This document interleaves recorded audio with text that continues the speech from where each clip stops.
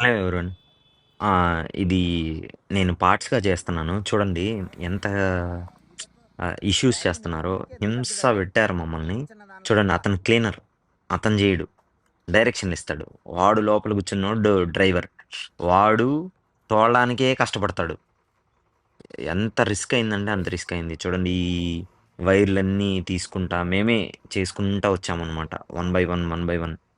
అస్సలు ఎందుకు చెప్పాంరా వీడికి, ఈ లారీ వాడికి అని అనుకున్నాం. అంత రిస్క్ చేశాడు మనకి.